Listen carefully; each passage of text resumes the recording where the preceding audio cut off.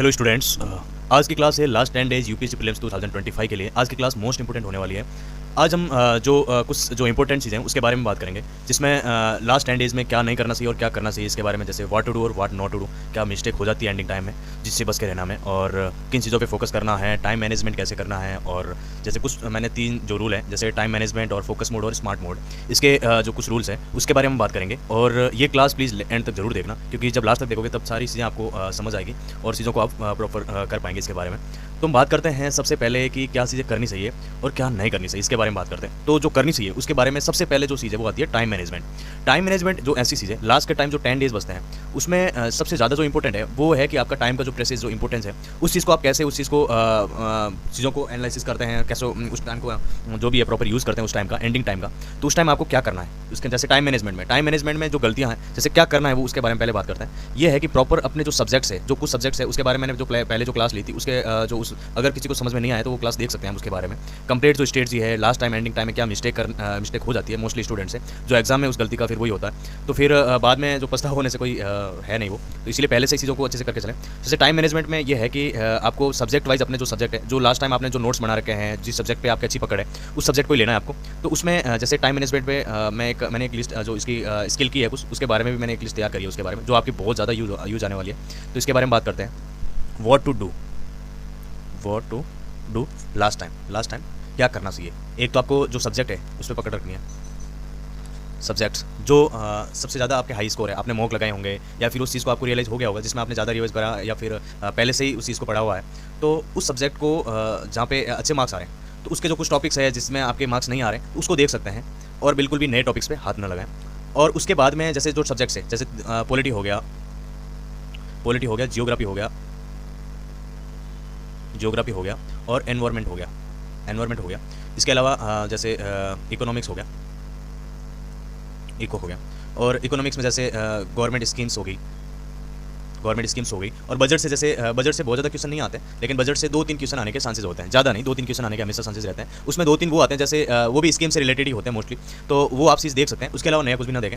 और सेकेंडरी चीज़ है कि आप है ना मोबाइल, रील्स और ये चीज़ में टाइम बर्बाद ना करें बिल्कुल भी, और नया कोई भी क्लास देखने की कोशिश ना करें कि ये मैराथन है तो ये मैराथन क्लासेस देख लें, जो भी है, तो आप उस चीज़ को बिल्कुल भी ना देखें, क्योंकि मैराथन क्लासेस आपको एक बार देखते हो, वो चीज़ें उस बंदे ने सॉर्ट कर रखी है, हो सकता है आप वो जो आपने पढ़ा उसके अकॉर्डिंग है कि नहीं है, तो आप उस चीज़ जो ऐसी मिस्टेक से बचें। और उसके अलावा जैसे करंट अफेयर के लिए कुछ भी नया ना पढ़ने की कोशिश करें। जो आपने अगर पहले से 365 के नोट्स बना रखे हैं, शॉर्ट नोट्स, जो भी मैंने उसके बारे में अच्छे से गाइड करा था, उस चीज़ को आप देख सकते हैं। बाकी न्यू कुछ ना पढ़ें, पहले वाला देख सकते हैं आप, न्यू कुछ ना पढ़ें। और उसके अलावा जैसे टाइम मैनेजमेंट के बारे में जैसे मैंने बात करी है, तो जैसे अपने खाने का रूटीन है या फिर मॉर्निंग जो उठने का रूटीन है, मॉर्निंग में जो आपका जो आप उस टाइम बैकअप होते हैं कितने बजे, 6 बजे, 7 बजे, जो भी है, तो उस टाइम को फिक्स करें अभी से, क्योंकि जो एग्ज़ाम का टाइम है तो एग्ज़ाम सेंटर पे आपको 8 बजे से पहले पहुंचना ज़रूरी है। तो आप जैसे सेंटर पे भी डिपेंड करता है कितना दूर है क्या कैसे, तो इसीलिए आपको 6 बजे तो उठ ही जाना है, 6 बजे 6 AM आपको उठ जाना है।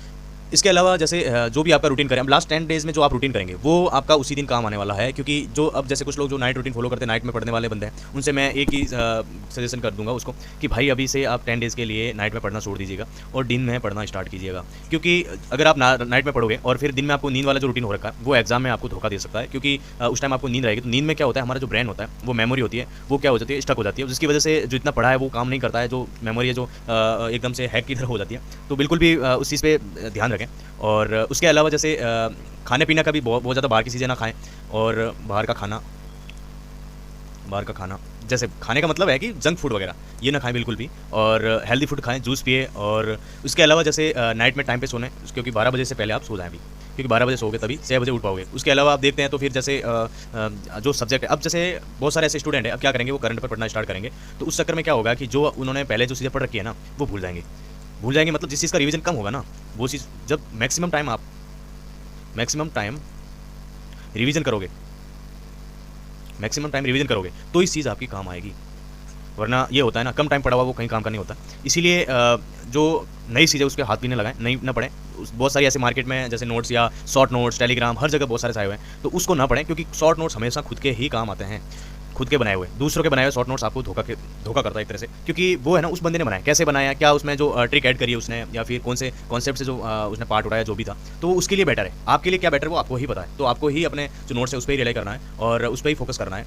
उसके अलावा जैसे नई चीज़ों पर नहीं पकड़ करनी है आपको। और मॉक में मैं ये बोलूँगा आपको, जैसे बहुत सारे स्टूडेंट बोल रहे हैं कि सर हमने पहले मॉक नहीं दिए और सोच रहे हैं अभी मॉक स्टार्ट करते हैं, तो मैं उनको बोलूँगा कि बहुत ज़्यादा मॉक देने से भी कोई एग्जाम क्लियर नहीं हो जाता। मॉक आपको इतना ही मतलब कर सकता है कि आपका जो टाइम मैनेजमेंट है या फिर एग्जाम टाइम 2 घंटे 2.5 घंटे आप बैठ पाते कि नहीं पाते हैं, उस चीज़ को आप कैसे हैंडल करते हैं, टाइम प्रेशर कैसे हैंडल करते हैं, टाइम बहुत ज़्यादा जल्दी, जैसे बहुत सारे क्वेश्चन होते हैं तो टाइम टेकिंग होते हैं, तो उस चीज़ को आप कैसे लेते हैं, तो उस चीज़ को आपको देख के चलना है। तो जैसे मॉक वही चीज़ आपको हेल्प करता है। और उसके अलावा जैसे आपने सब्जेक्ट कितने पढ़े हैं और जो पढ़ा है वो याद है या ना है, वो चीज़ आपके लिए काम कर सकता है। उसके अलावा ये नहीं कि आपने बहुत ज़्यादा मॉक लगाएगा तो आपका एग्जाम क्लियर हो जाएगा, ऐसा कुछ नहीं है। और ना ही कोई मॉक से क्वेश्चन आते हैं, ऐसी कोई वो नहीं है।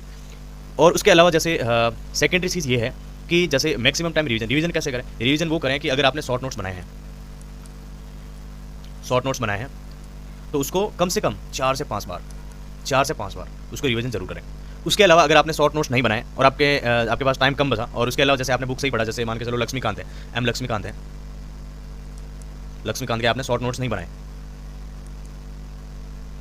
नहीं बनाए और बुक से ही पढ़ा आपने, तो मैं उनको ये बोलूँगा कि सबसे पहले आप क्या करें, सबसे पहले आप बुक के इंडेक्स में जाएं। और जैसे मैंने लास्ट क्लास में बताया जो इंपॉर्टेंट टॉपिक है, जो पास्ट लगभग 13 से 14 साल में जो रिवाइज हो रखे हैं, बार बार जो रिपीट हो रहे हैं क्वेश्चन, उसकी थंबनेल है, बहुत सारे जो क्वेश्चन आए हुए हैं और इस बार भी जिस टॉपिक से रिवाइज होने के चांसेस है, रिपीट होने के चांसेस है। तो मैंने कुछ टॉपिक जो मोस्ट इंपॉर्टेंट थे, उस टॉपिक की लिस्ट मैंने पॉलिटी की, आप देख सकते हो वहाँ से। अगर नहीं देखा तो, अगर देख लिया तो मैं बताऊँगा कि जो टॉपिक है आपने वहाँ से टिक मार्क करा होगा, उस टॉपिक को एक बार हेडलाइन इंडेक्स में जरूर जाए। इंडेक्स में जाओगे ना तो आपको ये चीज़, जैसे जो टॉपिक है देख लिया आपने, टॉपिक पे आपकी नज़र पड़ती है, उसके बारे में जैसे ही आप सोचोगे थोड़ा बहुत उसके बारे में, तो जो पढ़ा है वो आपको याद आ जाएगा। जैसे जो पढ़ा है आपने, जैसे मान के चलो कि प्रेसिडेंट के बारे में पढ़ा है, तो जैसे ही टॉपिक प्रेसिडेंट पे जाओगे तो प्रेसिडेंट के बारे में जो भी चीज़ें वो आपको याद आ जाएगी। और जो इंपॉर्टेंट टॉपिक उस पर जाना आपको, बहुत सारे टॉपिक जो आपको याद होंगे और कुछ टॉपिक ऐसे होंगे जो याद नहीं आएंगे, उसके बारे में ऐसा लगेगा कि नया देख रहे हो, देखा हुआ है लेकिन आपको याद नहीं आ रहा। तो ओनली वही टॉपिक, उन टॉपिक पर ही जाना आपको वापस, और उस टॉपिक को एक बार और देख लेना है, ठीक है। उसके अलावा आपको क्या करना है, उसके अलावा बहुत ज़्यादा स्ट्रेस नहीं लेना उसके बारे में कि नोट्स नहीं है तो हम क्या करें, या फिर याद नहीं आ रहा। वो चीज़ जब आप एग्जाम में बैठोगे और जो क्वेश्चन उस टॉपिक से रिलेटेड होगा तो उस टाइम आपकी मेमोरीज हो जाएगी, याद आ जाएगा उस चीज़ के बारे में। तो बहुत ज़्यादा टेंशन लेने की जरूरत नहीं है। ये जो सीरियस एक्सीडेंट होता है हर किसी के साथ में ये होता है। उसके अलावा मैं बोलूँगा कि जैसे ये तो वो हो गया, जैसे शॉर्ट नोट्स और रिवीजन के बारे में हो गया। और बहुत सारे ऐसे स्टूडेंट हैं जो क्या करते हैं, टेस्ट लगाते हैं और उसका जो एक्सप्लेनेशन होता है उसी को ही पढ़ रहे हैं। तो मैं बोलूँगा उनको कि आप उसी पे ही रिलाई ना करें, उस पर ज़्यादा भरोसा ना करें, क्योंकि जो जिस इंस्टीट्यूट ने जो जिस हिसाब से बनाया है एक्सप्लेनेशन, हो सकता है वो उसके सिलेबस के अकॉर्डिंग हो, यूपीएससी के अकॉर्डिंग ना हो। बहुत सारी ऐसी चीज़ें होती है, वो आपको यूपीएससी के सिलेबस के अकॉर्डिंग ही रिलाई करना है, क्योंकि इंस्टीट्यूट वाले बहुत सारे, कई बार एक भी क्वेश्चन नहीं आते हैं, आप कितने भी एक्सप्लेनेशन पढ़ लो, बहुत सारे टेस्ट है, तो ये चीज़ हो सकती है आपके पास। तो आप प्लीज़ इस चीज़ का बहुत ज़्यादा ध्यान रखें और एक्सप्लेनेशन पर रिलाई ना करें। और क्योंकि बहुत सारे ऐसे स्टूडेंट जो एक्सप्लेनेशन उसका नोट्स तक बना देते हैं, मैं उनसे बोलूँगा भाई आप अपने पाँव पे कुल्हाड़ी ना मारें, प्लीज़ आप जो ऑथेंटिक बुक है या एनसीईआरटी वहाँ से पढ़ के जो टॉपिक है उस चीज़ को क्लियर करें। और पीवाईक्यू जरूर देखें। पीवाईक्यू देखने से आपको जो रिपीटेशन है, जो बहुत सारे क्वेश्चन रिपीट होते हैं, या फिर जैसे कौन से टॉपिक जो यूपीएससी के बाउंड्री के अंदर आते हैं, जो बार बार क्वेश्चन पूछे जाते हैं, तो वहाँ से आप देख सकते हैं उस चीज़ों को। तो उस चीज़ का ध्यान जरूर रखें। उसके अलावा जैसे टेस्ट के बारे में हो गया, और बहुत ज़्यादा मॉक न लगाएं। अभी जैसे रिवीजन कंप्लीट हो गया है किसी का, तो मैं बोलूँगा कि बहुत ज़्यादा मॉक न लगाएं, उसी को बार बार देखते रहें। और अगर आपके पास बहुत ज़्यादा टाइम है, आपका रिवीजन कंप्लीट हो गया, तो आप एक मॉर्निंग में जीएस का और दोपहर में सी सेट का टेस्ट जरूर लगाएं। कब लगाएं? 2:30 बजे से। ये कब लगाएं? 9 बजे से या 9:30 से, जब भी आपको टाइम। क्योंकि ये आप लगाओगे ना तो आपको ये पॉजिटिव बेनिफिट देगा। कैसे? क्योंकि ये जो मॉर्निंग में लगाओ ना, तो एक आपकी साइकोलॉजी फिट हो जाएगी, जिससे कि आप जैसे जीएस पढ़ रहे हो तो उस टाइम आपका जो माइंड है ना, वो जीएस के लिए बहुत ज़्यादा स्मार्ट हो जाएगा और तेज हो जाएगा। और सी सेट के लिए, क्योंकि जब दोपहर के टाइम होता है 2:30 बजे, उस टाइम बहुत सारे ऐसे स्टूडेंट हैं जिनके नींद लेने का टाइम है, या फिर जो माइंड है वो स्लो हो जाता है, या थकान सी हो जाती है, तो इतनी एनर्जी नहीं होती है, तो दिमाग भी उतना ही काम करता है। तो उसके लिए मैं बोलूँगा कि अभी से प्रैक्टिस रहेगी ना, तो हमारा जो माइंड है वो पहले से ही प्रिपेयर रहेंगे। तो आपको पहले से ये सारी चीज़ें लेकर चलना है, तो उसके अकॉर्डिंग जो साइकोलॉजी है हमारी माइंड में वो फिट हो जाती है। दूसरी चीज़ ये है, अब मैं उस पर आऊँगा कि कौन सी मिस्टेक नहीं करनी है, कौन सी आपको व्हाट नॉट टू डू, कौन सी मिस्टेक आपको नहीं करनी है, इसके बारे में देखते हैं। एक तो आपको जैसे इसके बारे में देखते हैं, कोई भी न्यू बुक ना पढ़े, बिल्कुल भी ना पढ़े, न्यू बुक बिल्कुल भी ना पढ़े। न्यू नोट्स कोई ना देखें, जैसे मार्केट्स या टेलीग्राम से कहीं भी मिल गए वो ना देखें, बिल्कुल भी ना देखें। उसके अलावा करंट अफेयर के लिए पूरी साल बिल्कुल भी ना पढ़ा, और आप 10 दिन करंट अफेयर पढ़ रहे हो, तो मेरी सलाह ये है, मैं सजेशन दूंगा, क्योंकि बेसिक पे आप रिलाई करें। 10 दिन में करंट अफेयर आप कुछ भी नहीं पढ़ पाओगे। और अगर आपने लास्ट टाइम जो भी है, अगर 365 से पढ़ा है, या फिर कोई और कोचिंग के इंस्टीट्यूट से करंट अफेयर पढ़ा है, उसके शॉर्ट नोट्स बनाए, या फिर इंडेक्स में आपने हाईलाइट करा है, कुछ टॉपिक्स है या गवर्नमेंट स्कीम्स है, वो देख सकते हो। और मैं जैसे अगर कुछ नया क्या पढ़ना है, जैसे मान के चलो कि गवर्नमेंट स्कीम हो गई, गवर्नमेंट स्कीम हो गई, तो उसके बारे में जैसे कुछ स्कीम्स है गवर्नमेंट की जो इंपॉर्टेंट है, एक दो वो देख सकते हैं आप। नया चीज़ खोजने की कोशिश ना करें कि एकदम पूरा एकदम मंथली देख रहे हो या फिर उसके अकॉर्डिंग देख लो, जैसे सारी चीज़ें यहीं से हो जाएगी आपकी, तो वो बिल्कुल ही गलती ना करें। उसके अलावा जैसे बहुत ज़्यादा मॉक ना लगाएं, मॉक टेस्ट बहुत ज़्यादा ना लगाएं, बहुत ज़्यादा इसीलिए क्योंकि खाली मॉक लगाओगे आप तो जो आपने चीज़ें पढ़ी हुई है तो उस चीज़ के लिए टाइम बचेगा नहीं, उस चीज़ के लिए टाइम नहीं, आप जिस चीज़ को रिवीजन नहीं कर पाओगे तो कहीं ना कहीं वो आपकी मिस्टेक हो जाएगी, जिससे एग्जाम में आप जो आपने प्रिपरेशन पहले से ही कर रखी है वो चीज़ आपके लिए प्रॉपर काम नहीं करेगी।